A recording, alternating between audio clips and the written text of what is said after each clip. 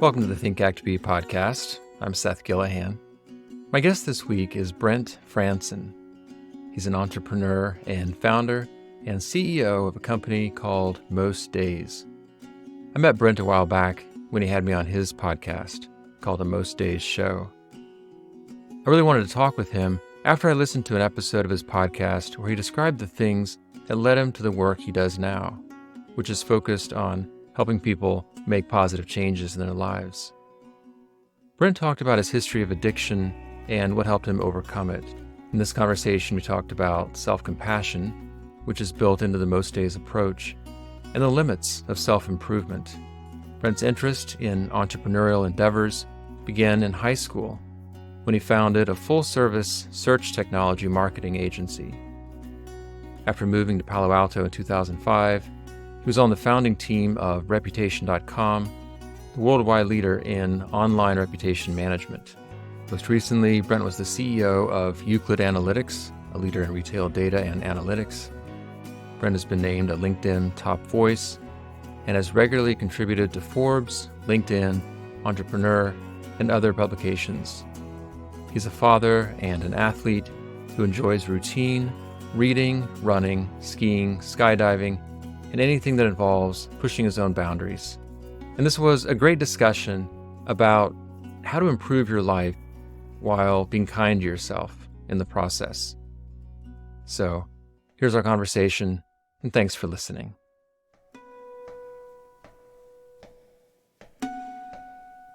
Well, Brent, thanks a lot for coming on the podcast, and welcome.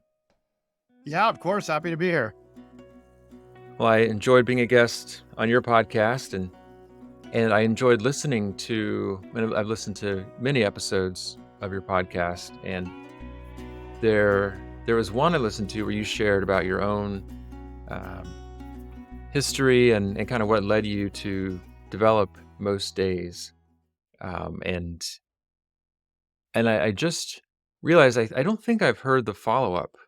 There's a part two of that came out a month ago or so. So I'll look forward to listening to that. I'll link to both episodes in the show notes. But for those in our audience who aren't familiar with your work, can you just describe in a minute or so what it is that you do? What fills your days these days? Yeah, I bet we'll jump into the personal side. I'll give you the boring part first. So I'm an entrepreneur, and I've spent my career building technology companies. But right now, I'm building a company that's very personal to me, and it's so the name of the company is Most Days, and the mission is to help people change their habits and behavior to improve the quality of their life. And Mm-hmm. so, but it's built off of a system that I built for myself, and so it's a very, very personal business. But I spend all of my time thinking about Most Days and thinking about how we can build this platform and just help as many people as possible. But I'm like the number one, I remember there were these old hair club commercials or something where it was like, Yeah. not only am I the president or whatever, I'm the top customer. And so I'm kind of in a corny way, I'm very similar to that guy. Right. Yeah. Yeah. Yeah. I think that's true for so many of us. It seems like the things we're offering others are it's the stuff that we found helpful ourselves and really have needed ourselves. So maybe you can take us back. How far do we need to go back to the point where sort of the genesis of Most Days? I mean, uh, at least for me, where it starts is pretty early. It's basically like my freshman year of high school. So I had a very like idyllic middle class upbringing. And then, like, I was most likely to succeed in eighth grade. I don't say that to brag, but I think it's relevant to what happens to the Yeah. trajectory. Yeah. And then in high school, basically, there was a lot of addiction around me, and in my family. And personally, I struggled with some addiction starting in high school, and my whole life got derailed for about a decade. I would end up being kicked out of the public high school that I was going to and sent to Mm, like a reform school, basically. I got wow. kicked out of that school. And when I'd already gotten into college, and so I don't even know if I really graduated from high school. And then I went to college. and struggled and kind of continued this like addicted partying behavior. Um, and then ended up in rehab and then have had in my early 20s. So that's now, 15 plus years ago. And then have had been on the front lines of like, wait, how do you change your behavior, change your habits, do the things that are going to help you succeed personally, mentally, professionally. But my journey really starts like everything was great. And then lots of addiction around me and me personally. And then it just totally changed the trajectory of my life and led to a lot of really, really dark time for me. But I learned a lot. Mm. Yeah, what were some of those dark moments? Um, I was like a lonely, lost, and addicted teen. And so, I had addiction, alcohol. I was really alcohol and marijuana. It started with heavy marijuana use and then ultimately benzos would be a part of this story. So a lot of Xanax and Klonopin. Mm, And so there's this confluence of things that happen when you're in that state. So, first of all, just chemically, you are depressed. Like you are on this roller coaster of sticking substance into your body to feel good, feeling better for a short period of time, and then crashing a lot lower than whatever like a sober baseline would be. And so you're not doing yourself any service just purely in terms of like the chemical roller coaster that you're mhm, on. And so, but set aside that kind of physiological loop, you also are ruining your life. I mean, I was not um blind to the fact that like, wait a minute, I was a good kid and things were going well for me. And I am watching myself throw my life away. And so there's that piece of it, which is like, even if you were totally baseline and the substances that you were putting into your body, like weren't affecting your mood, you would still be in a really down place because your life is crumbling around you. You're not managing your life and you're destroying your life. And then there was a third piece of like, I was just really lonely. I'm from Boulder, Colorado. I was going into my senior year of this public high school. I'd been with all of these kids, many of them since kindergarten.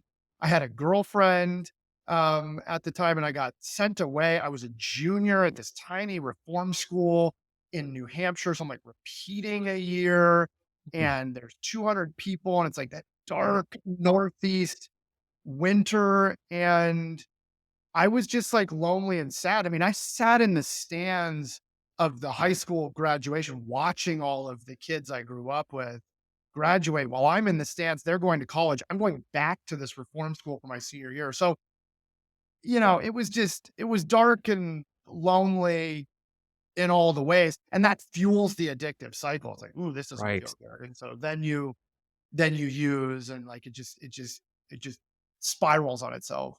Mm. You may have said this, Brent. Where did you grow up? Where were you living before you got sent to New Hampshire? In Boulder, in Colorado. That's right, in Boulder. Right, which I actually almost ended up in Boulder for grad school. Beautiful area. New Hampshire's also beautiful, but a long way from home for you. And what a wow, what a crucible that must have been as a teenager. All those things that matter so much. You're developing a sense of identity, a sense of direction. Your, relationships are really growing. You have a girlfriend, and then and it's such a good point that you bring up that not only are you unhappy, but you're a witness to what you're doing. You're seeing what's happening. You're thinking, "Oh shit, like this is not the life I want to be living." And that I'm sure on some level you know that you're capable of living. And as you well know, having been through addiction and witnessed a lot of addiction, it's no easy thing to break out of, especially I think when it starts at such a young age. How did you manage that? How did you manage to break free?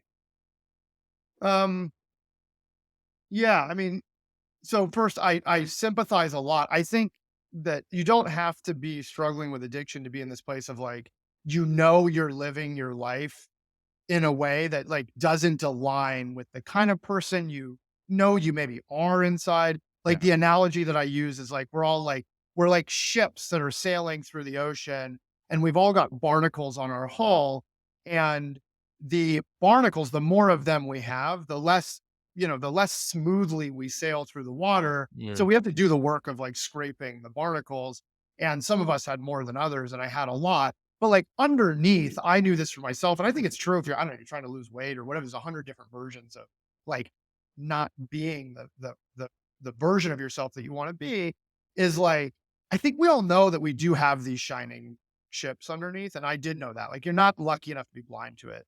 Um, the way the way that I got out of it, first, it took me a long time. So I basically had this mantra of don't quit quitting.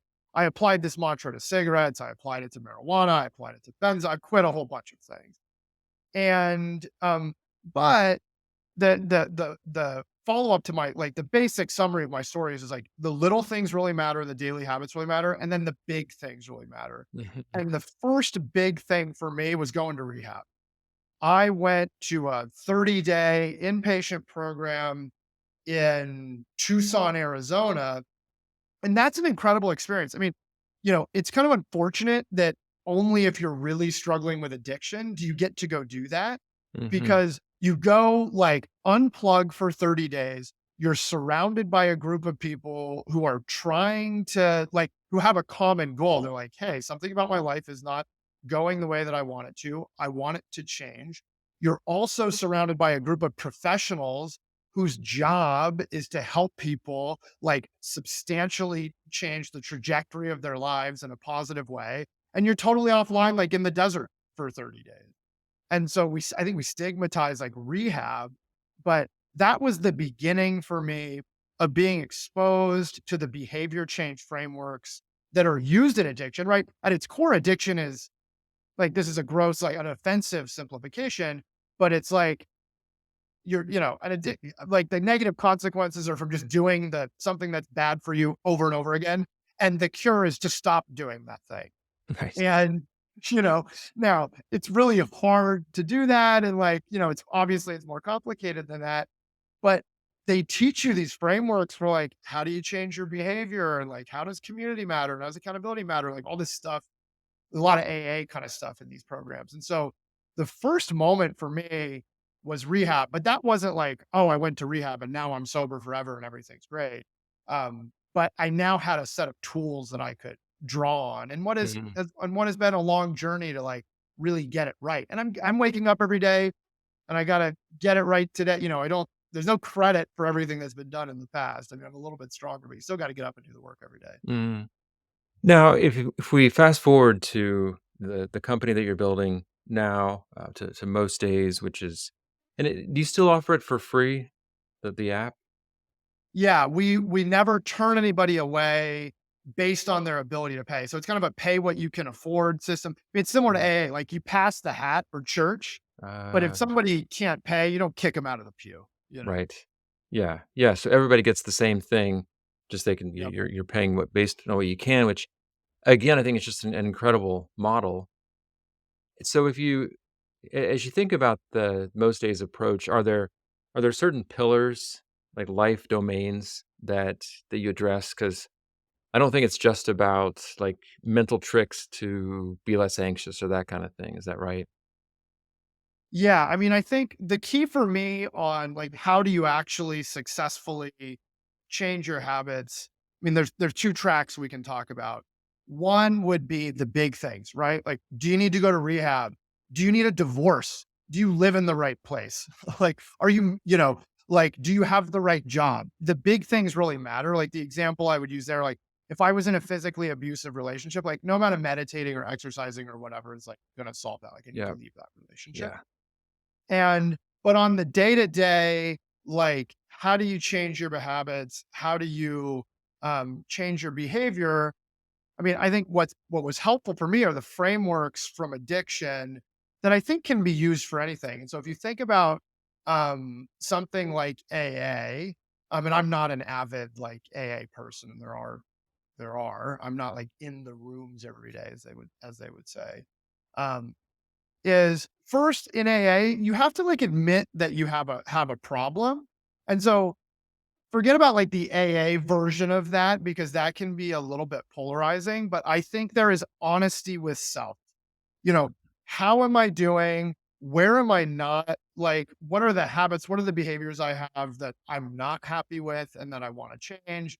Where am I doing well? Like, honesty with self, very important. All of this is like journey and not destination. None of it's a hack. It's like you got to get up every day and work on it.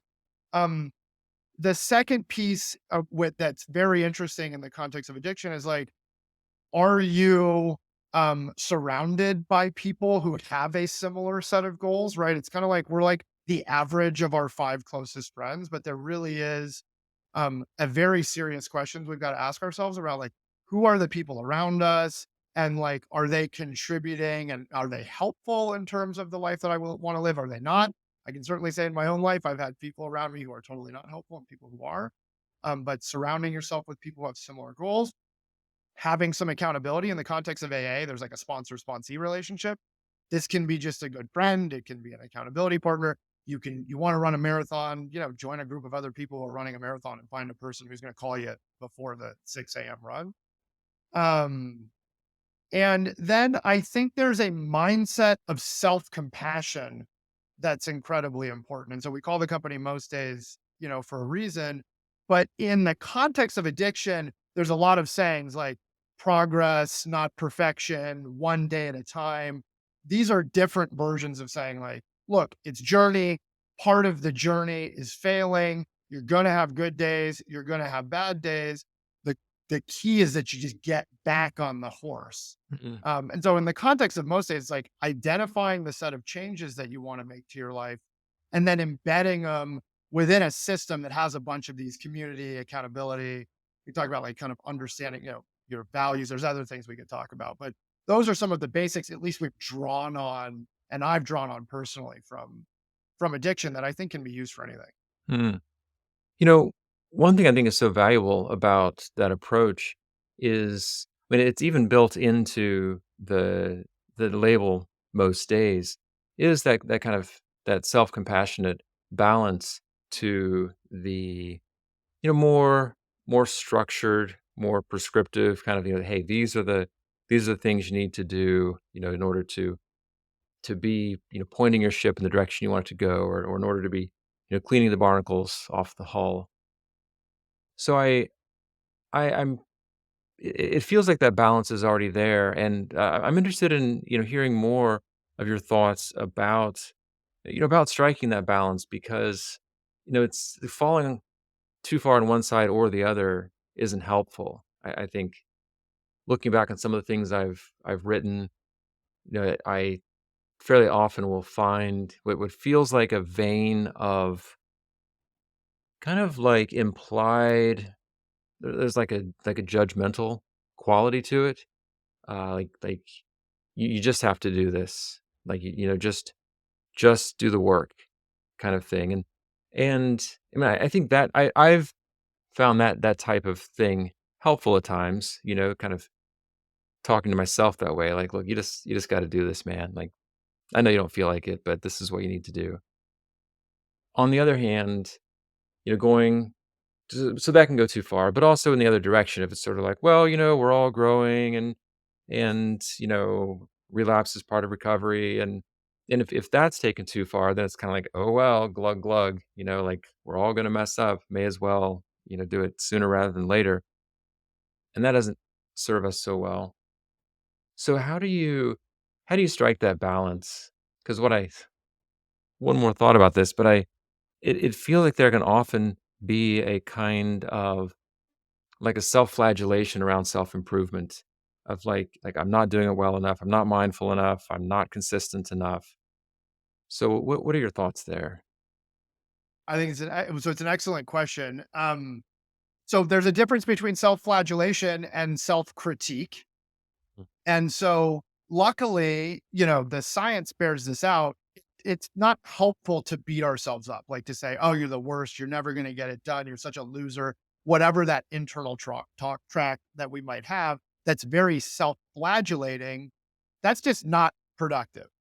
Now, self critique which is holding yourself accountable, being honest about like, hey, where was I being the version of myself today I want to be? And where was I not? And then in the areas, where you're not, there's going to be some version, there's some area in which you're not every day. We are imperfect.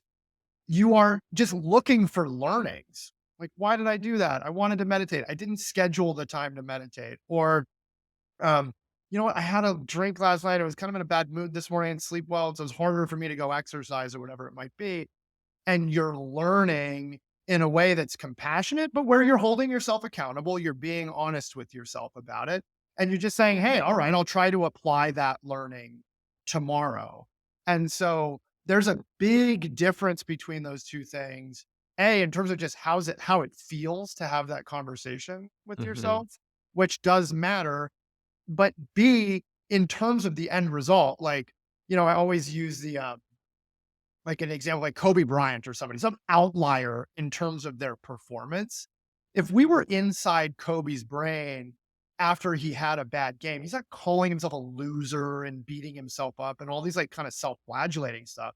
I think he's saying, hey, Kobe to Kobe, we've got a standard and we hold ourselves accountable to that standard. And we didn't achieve that standard for these reasons. And we're going to get up and do the things we didn't do today, tomorrow to continue to maintain that standard. But I don't think if you look at, athletics or this kind of prime example, that you're going to see that self flagellation. I think you're going to see holding yourself to a standard, being accountable with yourself, learning, using those learnings to move forward. One other example I would use, I don't want to be too sports centric here, but sports can often be some pure analogies.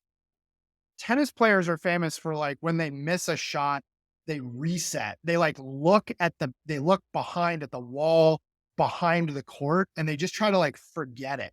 You know, they don't want to drag the past into the future. And there's kind of this reset moment. And I also think that can be very helpful in terms of understanding, oh, I didn't get it done, et cetera. And there's this kind of one day at a time like reset moment that can happen. So I think it's easier said than done. Hmm. But I think we know when we're really beating ourselves up. Like we know what that feels like. And the thing we can remind ourselves of is it's not productive. It doesn't actually serve you. And so you don't need to suffer and not be served by it. Ah, right. You know, I think that makes a lot of sense. And along the same lines, I think I wonder sometimes about the limits of self training or self improvement because it seems like there are certain things that are just part of being human. Like we're gonna be impatient at times. We're gonna speak. We're gonna say things that we regret. We're gonna be more harsh than is really called for. And so, how do you think about? I mean, I've experienced for myself at times this sense that like, oh, I need to be better. Oh, I need to be better. Like, I need to figure out a way that I can not do that thing again. When the thing that I'm talking about is probably just, it's like being irritable when you've had a rough night's sleep. Like, it's just kind of like maybe there's some perfect way to avoid that, but it seems like it's just a thing that happens. So rather than focusing on how can I make that stop happening, I don't know, some different approach that involves acceptance and moving on is required. Maybe to continue the analogy of the tennis shot, maybe if a player hits, let's say 95 times out of 100, they hit a certain volley, they play it in the court, and this one time they hit it long, rather than thinking like, oh, like what did I do that time? I have to figure it out so that doesn't happen. It's like that happens. This is Hmm. a there's some random element built into this game. The shot goes long sometimes. I don't have to spend a lot of energy trying to figure that out. So how do you think about those that like where what makes sense to try to change about ourselves and what is worth just sort of enfolding within like, all right, this is going to be a part of who I am. I think everybody's got to figure out like what their own mantra is for themselves. I mean, this is where the mantra, and I don't want to keep coming back to most days. My goal is not to come here and just talk about the company, but there's a mindset at the center of it that's been really helpful for me, which is like, hey, I'm trying to eat healthy. I'm trying to not like I still consume a little bit of alcohol. I'm probably down to like, I don't know, 3 or 4 times a year or something. And and let's say I do that on some night when I hadn't wanted to, but like I'm stressed out or whatever. It is a reminder of like, hey, I'm just most days I'm trying to do these things. And there is that just acceptance and acknowledgement that we're not perfect and the goal is not perfection. And actually, a goal of perfection is a pattern in and of itself. Uh, And so it's like if you're not allowing yourself the moment where you're having the mood that isn't great, or like, I don't know, you eat the piece of cake, or you had intended to work out, but you don't.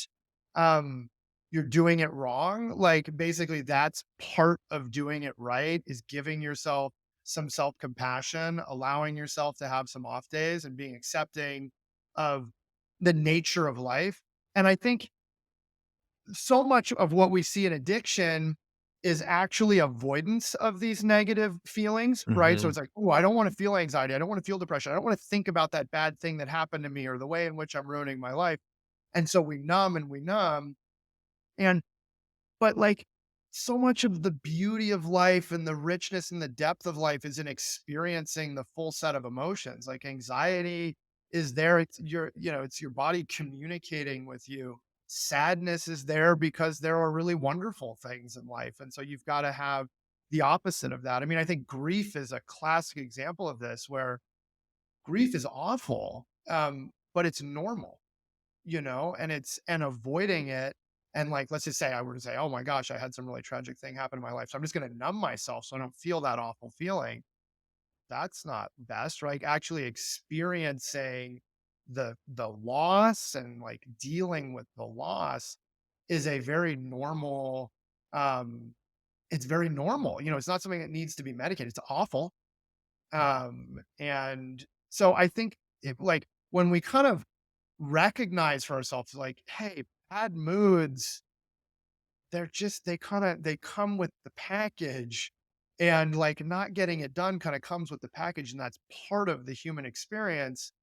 And removing those things like comes at too high of a cost. And so, I think that can be it's helpful for me. Like the way I would describe it to my daughter is my daughter, when she has sugar, um, she crashes. And there's something in this analogy that works for me. I don't know if it'll connect and as I say it out loud, but like kind of tell her I'm like, yeah, sometimes when you get some extra happies, there's like some extra sads. Like you Yeah. kind of are drawing out of like the happy tank and so only sad left in the tank. And like, that's all right. That's just the way it goes. But it's something to think about when you think about having sugar. And so sometimes you kind of can't have the highs without the lows. And if you have the lows, you're going to have the highs. And that acceptance is really important. So everybody's got to figure out their own mantra for themselves. And I try to myself like, most days, Mm, just trying to, it's okay. Not yeah. today. Yeah, I heard a psychiatrist who specialized in addictions describing something similar with heroin, actually, back to the analogy of the with sugar. He said that living like, being in a state of, complete, like, absence of pain and discomfort, like a person is during a heroin high, is a completely unnatural state to be in. And so the result of that is also gonna be unnatural, but on the flip side, it's gonna be an abnormally low, miserable state. So, I it feels like as I listen to you and as I've listened to other, conversations that you've had, there's a very strong thread of acceptance and compassion that runs through your thinking and your work. And I'm curious about where that comes from and in what ways it may or may not be connected to, uh, experience or practice with meditation and mindfulness. Oh, okay, sure. Um, I think first, like for me, I've learned how to love myself and I've learned how to accept myself. And I've got a sympathy and an empathy for all of the people for whom like it doesn't come easy. Like I'm a person who to get up in the morning and like do things that are good for my life, that is hard. Like the easy thing for me to do is like, I don't know, not get up and I don't know, scroll TikTok and then smoke a joint and then like, drink and whatever. Like doing the right things is really hard. And so the balance of like being somebody who loves myself and being the kind of person where it's like, hey, those things are difficult. I'm not just the kind of guy who gets up at 6 a.m. and goes for the run and like eats the healthy breakfast and like that's not automatic, means that like I've got a lot of compassion, and empathy for myself and for other people. And I have a lot of friends. I think I've kind of surrounded myself with people who are the opposite, who are like, it's totally natural for them to like go run 100 miles and like they get up every day and run 10 miles and like they've been doing that since they were like 15. And I think Mm. that's amazing. They were just kind of, I don't want to take too much away from them. It's kind of born that way. And the connection to mindfulness, I mean, I think mindfulness for me is at the center of everything. And I don't mean it in terms of the like legs crossed, you know, back of hands on knees, like monk in the cave kind of way. I mean it in terms of observing what is happening in my brain and like learning from it and giving myself the opportunity as to whether or not I want to react to it. And so it's back to that just like understanding of self and honesty with self. So I've had a meditation practice, I don't know, for at least a decade, but for me, I'm just sitting down and I'm just watching my brain. I'm not trying to change anything that's happening. And in that watching, I'm learning about myself. And in that learning, I'm taking away things that can help me next time. Like okay, I want to have the drink. Why do I want to have the drink? What am I trying to avoid? And so mindfulness, I think, can be a little bit of a tough term because I think like I'm in Boulder now. There's a very like Boulder kind of like Mhm. thing that turns people off, I think, a little bit Yep. about meditation. And I think for me, it's been really helpful that it's like, hey, I'm just observing and I'm learning about myself and I'm learning about what's happening in my head and how that leads to decisions I make or not make. But That's it's been great. totally central. Mm. Yeah, and I really appreciate that description, Brent, because I had a similar hesitation even about asking you about meditation and mindfulness for that same reason that it does it seems like by putting a label on it, it draws this it draws a certain, like, boundary around it, or it claims it in a way like, "Oh, you're doing mindfulness," as opposed to just doing a universal or a potentially universal human thing to observe your life or to, be present and open to things as they are. And it also, as you alluded to, it conjures up those associations with things that may be more or less welcome for a lot of people. So, but yeah, it does. It seems like that would have to be a part of that mindset, that perspective on yourself and on your life would have to be a part of so much of what you've described. Yeah, I mean, because like if we think about like the okay, get up, we want to get up and we want to do things that are like good for our lives, like whether that's related to work or whether that's related to our health or whatever. Like I think that's kind of universal, at least as a desire. Hmm. And the question is like, where does that work happen? And it just happens in terms of like, how do you talk to yourself and communicate with yourself? It's like the internal talk track is where all of the work happens. And so like having a sense of that internal talk track is really important. And so I think mindfulness is observation of that thought. But like we don't need to make it more complicated than it is in terms of like, hey, if I want to live my life a certain way, like I gotta it's in my head. What is the back and forth in my head? Mm. And how do I kind of moderate and manage that conversation in a way that like helps get me to the right decision? Life's just a series of like kind of tiny decisions. Yeah. Well, speaking of decisions, as we're getting close to the end of our time together, I wonder if there are certain habits that you really make a point to do every day and, ones that might be helpful for our listeners that they might want to consider, incorporating into their own lives? I don't think I'm gonna have anything revolutionary here. Like I really think about a few different categories. So I think about sleep, diet, exercise, mindfulness, community, and relationship. Those are like the 6 different categories. Okay. And so for me, exercise, really important. Like it's very clear. When I exercise, I'm feeling good. I think the thing I might say here that's been helpful for me related to any of these habits is focusing on consistency before intensity. So if I'm somebody who wants to start running regularly and I don't currently run, it's basically this is what I did with I'll use a strength training example actually because I've never been really strong. I don't really love strength training. Is I count it and I feel good about it if I show up at the gym. I'm allowed to walk in and walk out. Hmm. And if I do that, count it. I feel good about it. And so I've never done the walk in and walk out, but I've gone in there and like spent 5 minutes there, like just gone and sat in the sauna or whatever. But whatever you're trying to do, you're trying to exercise more regularly, you're trying to have a meditation practice, you're trying to eat a little bit better, you're trying to, sleep's a little bit of a different category. Set the bar really low Hmm. and focus on consistency. And so there's no magic habit for me other than like I'm a big like sauna cold plunge person and have been for a long time. And I can talk about like heat therapy and the importance of that for me. But I think the basics really matter. And they get that we talk about them over and over again because they really matter. But if you're struggling with them, it's like, how do you find the lowest amount that can convince yourself to get started? Um, and then two, like, how do you do it in a way that like you enjoy, right? Like if you're trying to exercise, just doing something you don't love doing. But starting is the hardest part. I think this habit conversation it does not focus enough time in terms of like the first 30 seconds of starting something. The hardest part for me of going for a run is leaving the house. Hmm. It's very easy outside of that, but the whole kind of in my head, I don't really feel like it. I don't want to do it.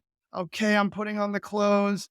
All of that is harder, just objectively at the end of the experience than the actual thing I'm avoiding in the first place. And so I think about it's like bite off just a little bit, figure out how you can trick yourself into getting started, and then like the rest is much more straightforward. Awesome. Yeah, and as you well know, so much of what you described is very much part of the behavioral element of CBT. I love that idea of counting it, even if it's sort of the minimal amount. You just crossed the bar. That's great. You did it. You get a check mark. That way, you're building the habit. You're getting that positive feedback of completing something, and you're not getting the punishment of like I'm forcing myself to do something that I hate, or I'm punishing myself by not counting it because I was bad or something. So, well, for listeners who want to learn more about you, who are interested in Most Days podcast, where can I send them? Oh, so most days is an app that's available on iOS and soon on Android. It's mostdays.com. The podcast is the Most Days show, but I'm also pretty easy. I love hearing from people. I'm Brent at Most Days. Like we're pretty casual and pretty easy. Cool. Well, I'll include those links as well in the show notes for this episode. But Brent, I'm always impressed when I talk with you and hear you speak. Just the level of your insight and awareness around these things. And probably the thing I was happiest to hear today was when you said just very naturally that you've learned to love yourself, and I almost cried because that's just such a great thing to hear, and I see it on your face. So, Brent Franson, thank you for all you're doing, and thanks for talking with me today. Yeah, thank you so much. Really appreciate it.